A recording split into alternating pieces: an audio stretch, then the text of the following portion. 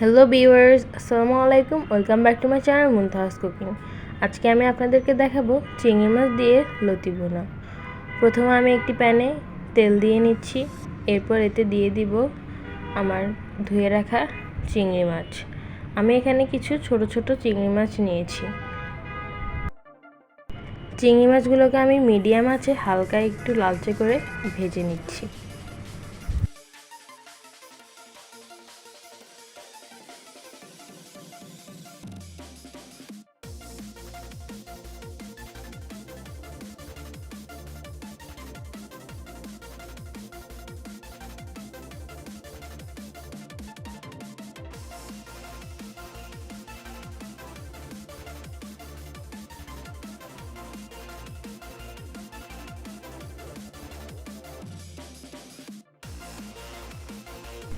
দেখুন আমার চিংড়ি মাছগুলো ভাজা হয়ে গেছে। এখন আমি এগুলোকে উঠিয়ে নিব।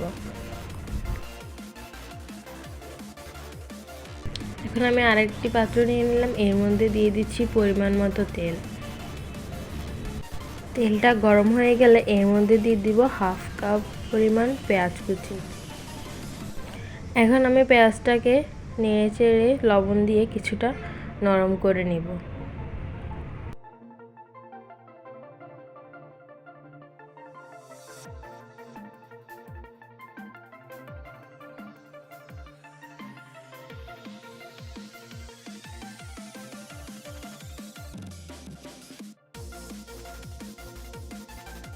পেঁয়াজটাকে হালকা নরম করে ভেজে নিয়েছি। এখন এর মধ্যে দিয়ে দিচ্ছি হাফ কাপ পরিমাণ পানি।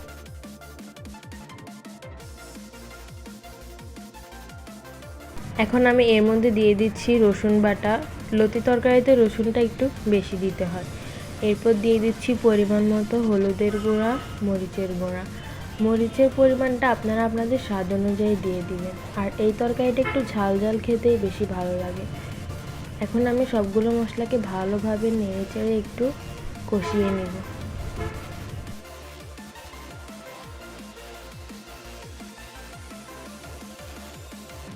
কষানো হয়ে গেলে এর মধ্যে আমি দিয়ে দিব আমার লতিগুলো।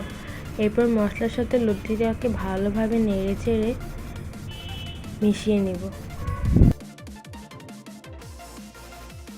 মশলার সাথে লতিটাকে ভালোভাবে নেড়েচেড়ে এর মধ্যে অল্প পরিমাণে পানি দিয়ে ঢাকনা দিয়ে ঢেকে দিব।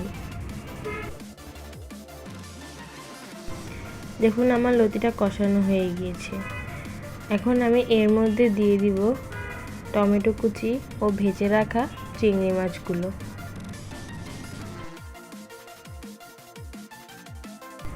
টমেটো আর চিংড়ি মাছটাকে লতির সাথে ভালোভাবে নেড়েচেড়ে মিশিয়ে দিব।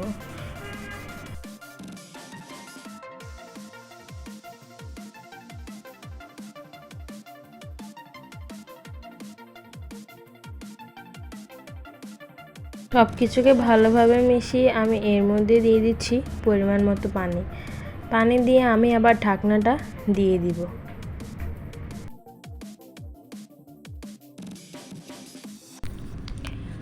দেখুন আমার ঝোলটা একদম শুকিয়ে মাখা মাখা হয়ে গিয়েছে।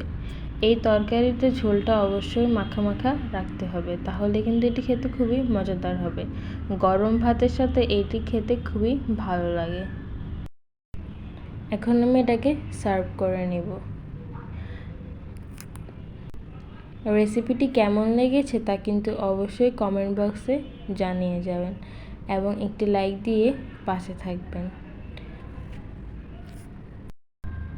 রেসিপিটি ভালো লাগলে আরও এমন নতুন নতুন রেসিপি পেতে অবশ্যই আমার চ্যানেলটাকে সাবস্ক্রাইব করে দেবেন।